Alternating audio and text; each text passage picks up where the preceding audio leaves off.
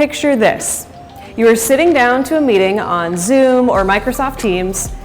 Whether you are working from home or the office, virtual meetings have become a regular part of your workday. As you see team members and colleagues on the screen, you notice something. Some people appear to be looking right at you when they're speaking. Others appear to be distracted, looking down or off to the side. It makes you question how you appear to others on the other side of the screen at that moment. Where should you be looking? And does it really matter? A new study from researchers at Stanford University and Sweden's University of Gothenburg gives us clear answers. Published in 2022 in the Journal of Technology, Mind, and Behavior, the authors explored 3 important nonverbal cues that contribute to how we form impressions when video conferencing: gaze or eye contact, distance from the camera, and camera angle. The study presented screenshots of actors posed in different combinations of these 3 nonverbal cues.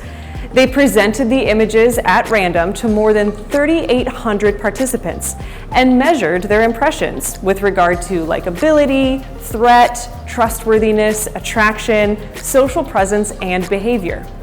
Here's what they discovered. Number 1, looking at the camera increased social presence, likability judgments, and interpersonal attraction compared to looking at the screen or off screen. In other words, the biggest factor that contributes to the impression we make is based on where our eyes are looking. In fact, they found that the gaze or eye contact of a person on video can overshadow the other factors of camera angle and distance to the camera. Second, the impressions made through eye contact accumulate over time. The effect on trustworthiness is initially minimal in a single video conference. However, over the course of multiple virtual meetings, the researchers found that eye contact will greatly influence how you are perceived by others. Third, camera angles that are low communicate a more threatening impression than camera angles that are at eye level or above. Fourth, distance to the camera matters most when combined with eye contact. For example, being close to the camera while making direct eye contact gives the impression of a threat. To compensate, moving further away to show more of your upper torso or looking away from the camera periodically can create a less threatening impression.